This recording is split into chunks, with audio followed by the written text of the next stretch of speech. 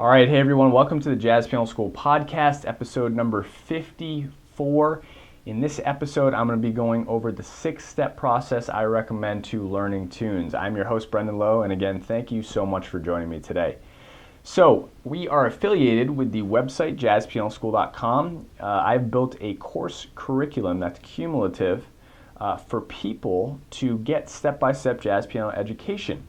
And you can go and try that out at jazzpianoschool.com. There's a free 7-day trial available on that website. So I'm pretty amped right now. I just played at the Monterey Jazz Festival, which was so much fun. I wasn't able to check out too many shows, which I really wanted to. I wanted to see Christian McBride play there, and then Gregory Porter was playing on the main stage as well, which I would have loved to hear him. I still need to hear him live. But that was a lot of fun.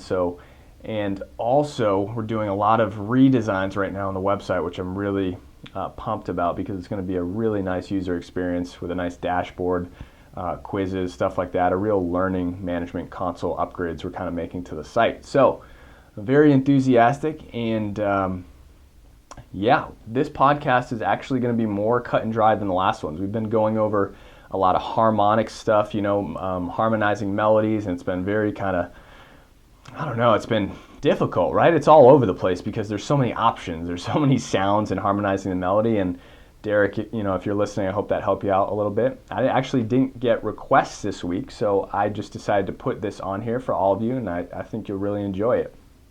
So, learning tunes. Oh, and thank you to everyone. I just wanted to say thank you to everyone who has gone in and rated the podcast 5 stars. I really, really appreciate it. It helps to let the podcast be more known, and that's my goal actually, is just to help spread jazz piano education around the world, so I really appreciate that.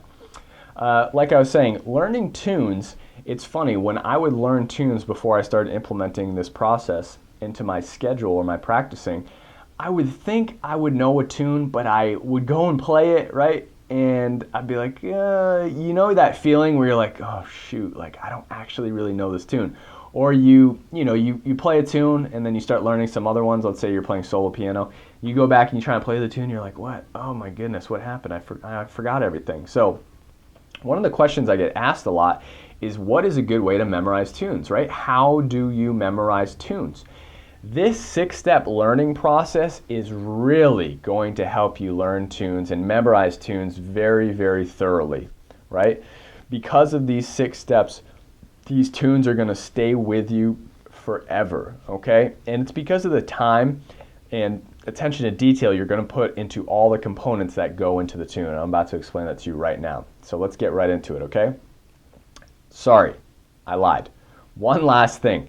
For the freebies that we give away on the podcast, for this one, it's going to be a checklist you can use to practice tunes. You can check off the 6 steps, right, as you do them, as you're working on that tune. So let's say you spend 3 days doing step 1, you can check that off, write the tune in up top. So this way it gives you kind of more of some accountability to learning your tunes, and you can keep a nice list of tunes and where you are in the 6-step learning tune process. So you can go to jazzpianoschool.com/podcast/54, so the episode number.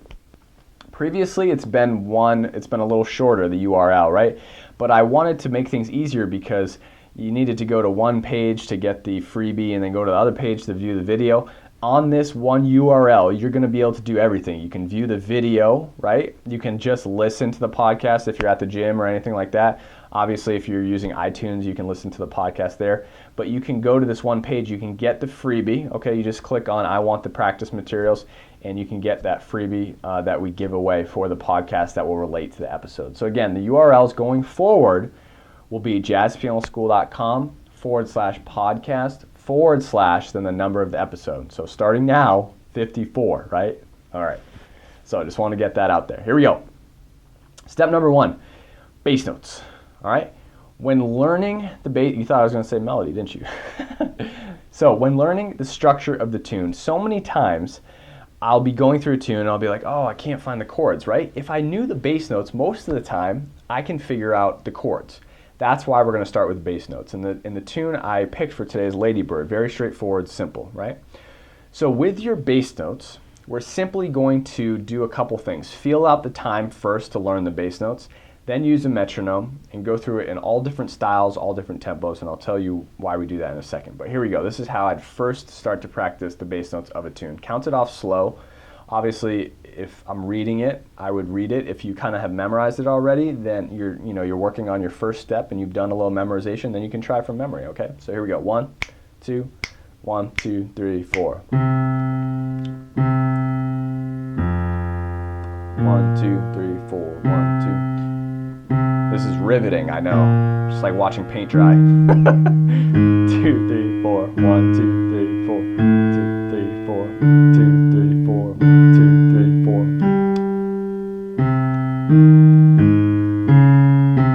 Now, wasn't that just phenomenal? That just blow your mind.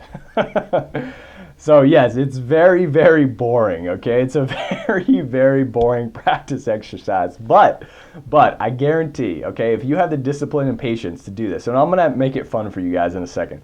If you have the discipline and patience to do this, you're gonna know this tune so well, because everything is gonna start with this underlying harmonic structure, okay? And that is the bass notes, because this is where the harmony is gonna be moving. Right? If you learn the melody and you're not really sure where the bass notes are, the chords can be anything, right? But the bass notes is what's going to build the chords up. And so many times in tunes, bass notes can tell you what the chords are, right? So obviously this is probably a major chord if it's a major key, right? Most everything in a jazz tune now, if you're an intermediate player, is 2 5s, right? So we go 2, 5, back to the 1, 1, then we have another 2 5, 2, 5, 1. We have another 2 5. And then another 2 5. So if I didn't really know this tune, but I knew the bass notes, I could probably discern from the pattern of the bass motion, which I knew, that these would be 2 5s. And then I would remember the chords again, okay? So you can kind of see how just starting with the bass notes is really going to help you. Now, we want to practice in all different tempos, styles, and as many variations as possible. This is why this isn't going to be just a one kind of day thing. Like, oh, I learned my bass notes, no problem. It took me 15 minutes. No. All right, you want to spend, however much time you need to get this right and learn as many variations as possible, because all those times where people will throw wrenches into the tune, right? Let's say you're playing with people. Oh, I want to take it at a faster tempo. Oh, okay. You've never played it at a faster tempo, and somehow it screws you up. The littlest variations, can you relate to me here? Can screw you up, right? This is with anything in life. It's like, oh, my pencil is like, well, some of you guys are going to probably think I'm OCD. But think about it. Seriously, if you walk into like your office, right? Maybe at your day job and something's out of place, right? Then your whole day feels out of place for some reason, right?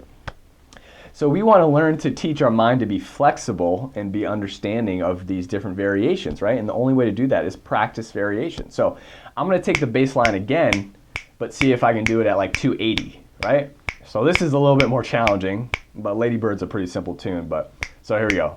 1, 2, 1, 2, 3, 4. 1, 2, 3, 4. 1, 2, 3, 4. 1, 2, 3, 4. 1, 2, 3, 4. 1, 2, 3, 4. 1, 2, 3, 4. 1, 2, 3, 4. 1, 2, 3, 4. 1, 2, 3. Again, not too hard because the changes are very simple. Okay? But if I were to do that with the tune like, I don't know, I Should Care, right? You have a chord every 2 beats. So you have, right? So that is going to be very challenging. Throughout the entire tune, actually, there's pretty much a chord every 2 beats, right? So if you take your bass notes at 280, trust me, okay, that's a challenging exercise. So here we go. 1, this is I Should Care at around 280 or 300. 1, 2, 1, 2, 3, 4.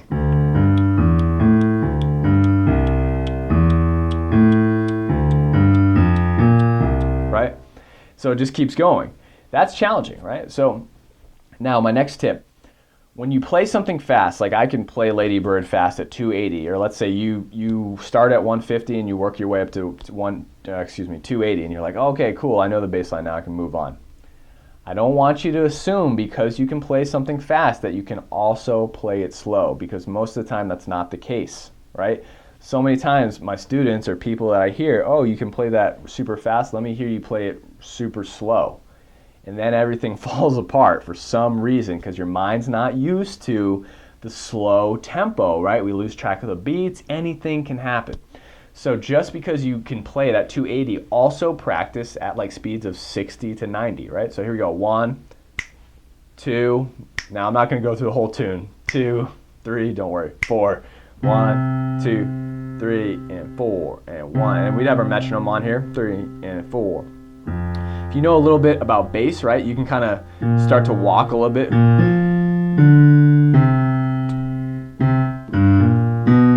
Just don't get the chords mixed up, right?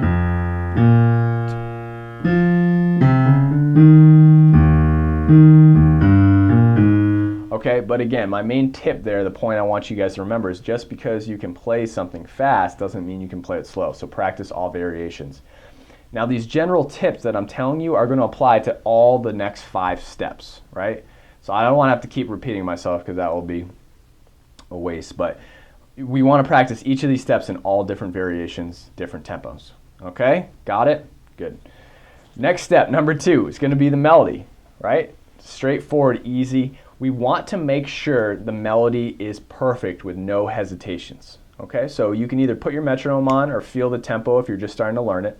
So 1, 2, 1, 2, 3.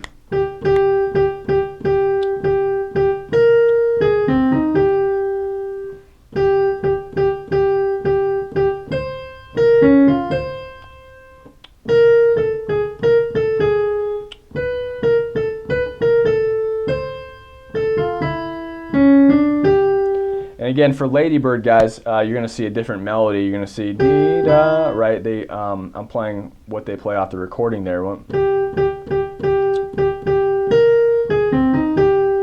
going to see that in the real book with that sharp 11 there. But again, my point is the melody. When learning the melody, we want to do the same thing. Make sure you know, okay? I know in myself when I'm practicing something and I feel that hesitation about, oh, I don't know where to go, but I'm going to guess, and I think that's right. We want none of those. None of those. This should be so automatic, the melody. You can do it in all keys. You can do it, you know, with your eyes closed. You can type something in your left hand and play the melody. You can talk to your wife or husband or whoever, your kid, you know, you can yell at your dog while you're playing the melody. Okay, that's how automatic it needs to be. So many times people will learn the melody, and again, you know, they learn it, just they start to play the piece already, right? So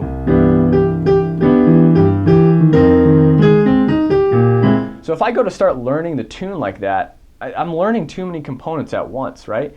And then when that happens, it's like, oh yeah, I know the melody. And then we go to play it again and it's like a little off, but we think we still know it. And then we don't really know it. And then when we try and memorize it, or we think we have it memorized for a day or two, that's why it leaves us.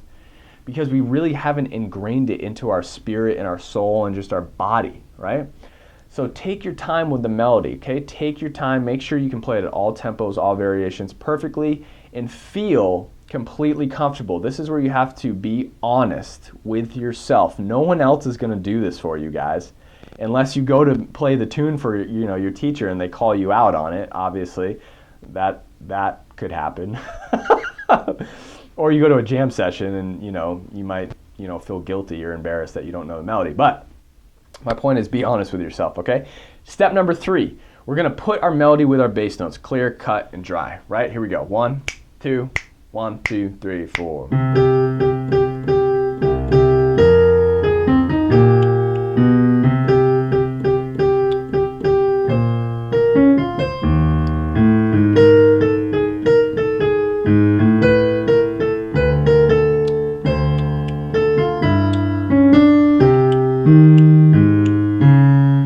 Now, when I'm demonstrating, you see how I'm adding a couple of flourishes in there. I would not actually recommend that. I mean, I know this piece very, very well, so I'm able to do that. But when you're first learning, play the tune as simple as possible. Nothing added to the tune yet. Okay, you don't want to start taking liberties yet, because what I've found from my students in my own experience is that those liberties start to ingrain in you, and then you think that is the way the tune should be played, right? When in fact, that's not the actual melody, right? So if we start changing the notes up, I might sneeze here, guys, just so you know. Oh, excuse me. That's going to be funny on the podcast. If you start changing the notes, I think that's the first time it's happened in all the episodes. It's pretty phenomenal, actually. that I've only sneezed once in 54 episodes of podcasts. Okay, the things that I record during these things. All right, if you change up the melody, you start to learn it that way. Same with rhythmic things, right? Try and stick to the most basic rhythms of how you're learning the tune, how it was written, before you start changing anything, because then you start believing that those are the rhythms or those are the notes, and that's not actually how the tune is, okay? Same with the harmonies and stuff like that. So step number 3, right hand melody and bass notes. So all we've done really is practice, we're still practicing the fundamental structure. What do you think the next step is? Chords, right? Chords. So there's actually 2 different things we're going to do for learning the harmonies, okay? We're going to practice our left-hand chords at whatever level you're comfortable with. The first thing I'd recommend doing, though, is practicing root position, because you can see the movement of the bass note. So again, just root position, dominant 7th chords. No, if you're more of an advanced player, no rootless with no extensions, anything like that. Here we go. 1, 2, 1. Just whole notes. 1, 2, 3, 4. 2, 3, 4. 2, 3, 4. 2, 3, 4. 2, 3, 4. 2, 3, 4. 2, 3, 4. 2, 3, 4. 2, 3, 4. Okay, you get the idea. All whole notes, all 7th chords. And it's funny because, listen, guys, I'm a gigging musician, and I still use these techniques. I mean, no one's above this. You know what I mean?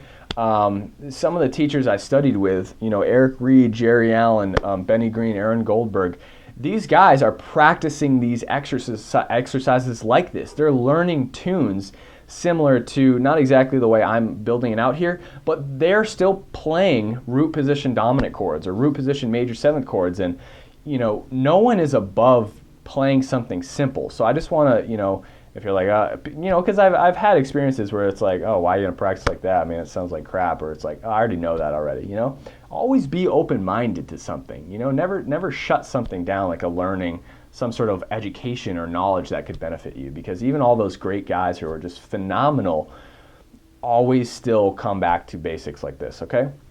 So left-hand chords. After that, okay, we're going to use our right hand, okay? But you don't have to do the root position chords this time, because your right hand here, this is more for comping purposes. So if I were to comp a tune, obviously I'm not going to play my root position chords with my right hand. I might play some other voicings.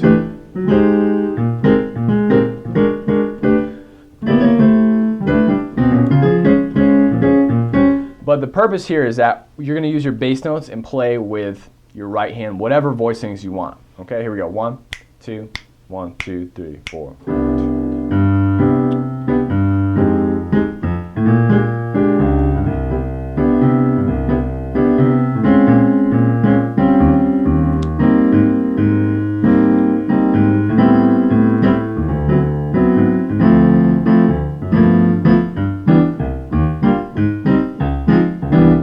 Okay, now at first, again, stay as simple as possible, but again, coming back to my variations, you want to use as many variations as possible, okay? And then start to have fun with it. Create more of a comping structure out of the third step, is to create more of a comping structure in this step, right? This is step number 4, we're going over chords. So we can start to open up now, okay? So A of step number 4 is left-hand chords, root position, okay? We're going to get to one more step as well. B is your right-hand voicings with bass notes, okay? Now C, step number C for this, is going to be your left-hand voicings with your bass notes. This should actually be, I kind of just jumped ahead. This should be before you start to actually comp for someone else, because you want to practice your left-hand voicings for your solo. So this is just going to be my left-hand bass notes with my voicings, okay, with my rootless voicings. So here we go. 1, 2, 1, 2, 3, 4.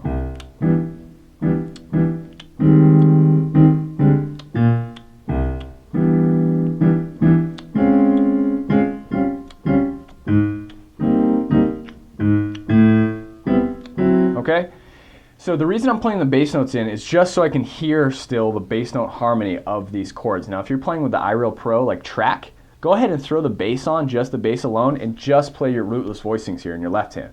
This is going to practice your voicing, so when you go to solo over it, you don't need to think about your left hand voicings, like finding them, right? We want to practice left hand alone, rootless voicings, so when I solo,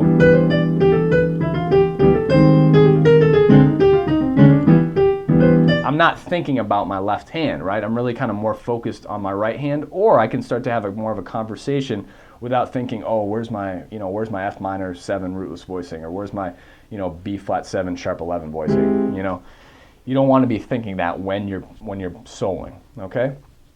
And then step D, we're still in step 4, okay? This is just chords, all ways we want to practice chords, okay? All tempos, all variations, right? Step D is going to be just comping. So this step is going to serve you when you're comping for other people in the tune. Okay, so now I'm creating a comping solo. I'm pretending that someone is soloing and I'm comping for them. And again, if you are using iReal Pro tracks, you can put their track on, comp with the bass and drums. All right, I usually do that in some of the podcast episodes here. I just forgot to bring my speaker. So here we go. 1, 2, let's take it at a new tempo, right? Let's switch it up. 1, 2, nice and slow swinging. 1, 2, 3, 4.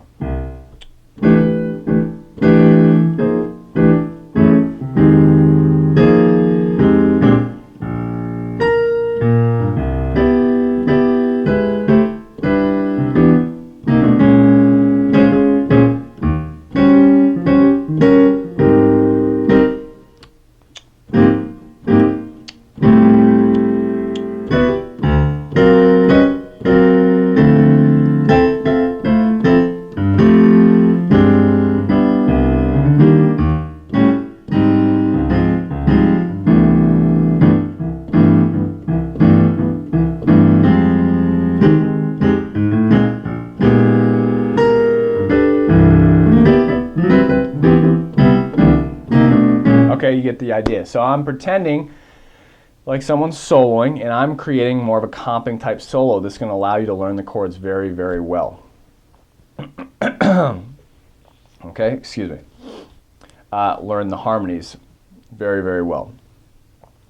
All right, so that was step number 4. We're basically going over chords. Now, step number 5 is just going to be chords and melody. All right, chords and melody. So in this step, we're actually starting to put the melody with some harmonies, right? And what I recommend is, again, is just rootless voicings for now. Is just root position voicings for now, okay? Because in the next step, we're going to put everything together. It's the last step. So again, just root position chords with the melody, okay? Here we go. 1, 2, 3, 4.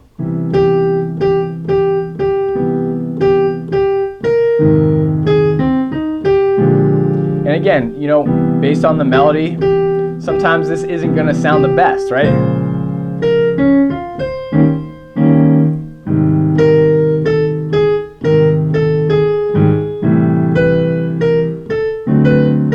All right, you get the idea. But that's not the purpose. The purpose of this practice is not to sound, voice it amazingly right now. It's just getting the structure of the tune, okay?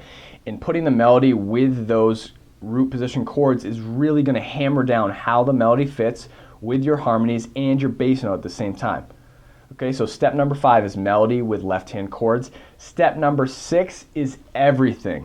Okay, now if you're playing solo piano, right, then you're going to use all your components to play solo piano. You can start to arrange this however you want, right? Bass notes, chords, rhythms, things like that. If you're playing, if you're practicing this for a group and you're playing with a track, then you're going to obviously use your rootless voicings probably, or use whatever voicings are available to you, okay, and play through with the melody. But again, step number 6 is we're combining everything we've practiced now to play the tune how we want to play it. Okay, so here we go. 1, 2, 1, 2, 3, 4.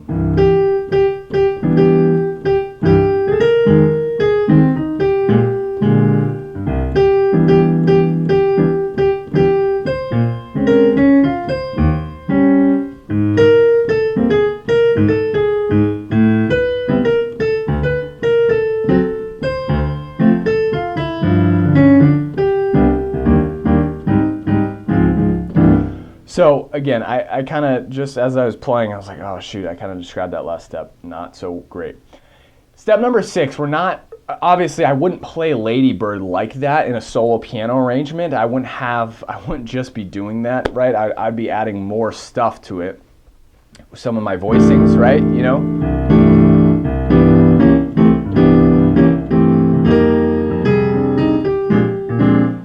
I would be doing much more. But step number 6 isn't adding your arrangement in. It's just saying that you want to kind of put everything together and play it bare bones with the bass notes, your left-hand chords, rootless voicings, and maybe some 1, 7, 3, some left-hand components as I call them in our new solo piano system that we're going to be releasing. So you're kind of putting your left-hand components with just the melody alone in your right hand. Okay, you're still playing it as more in a simple manner. You're not adding your arrangements in. Now, when you can play the melody with this kind of more bare bones structure of your left-hand bass notes going to chords, and you feel comfortable doing that, then we can start to arrange, right, our voicings, how we want to do it.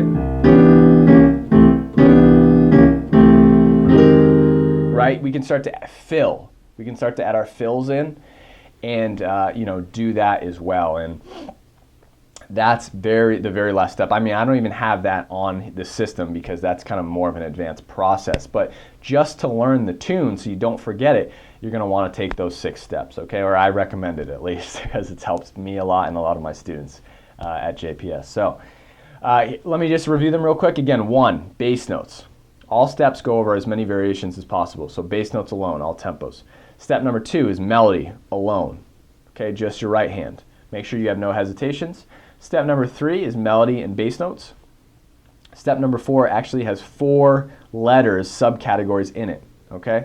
The first one is going to be left hand root position chords. Okay, the second one is going to be right hand rootless voicings with your left hand bass notes. Okay, the third one is going to be left hand rootless voicings. Okay, to practice your improv solo. So when you start to improvise, you'll have your left hand rootless voicings down. All right, and then the last step is to comp a solo with any voicing structure you want or are capable of to practice your comping for another soloist. Okay, so if you're not playing in groups, obviously you don't need to do that yet, but it's just a further step you can add on. So it's kind of optional. Choose your adventure. Hitchhiker's Guide to the Galaxy. Was that a choose your adventure? Maybe that just went straight through. I don't know. All right, step number 5, left hand chords and right hand melody. Now again, in this step, we're just putting our melody with our left hand chords again to start hearing how the melody is going to be played with the harmonizations. And in this step, we can also first practice with your root position voicings. Then if you're interested in playing in groups, you can practice your rootless voicings as well.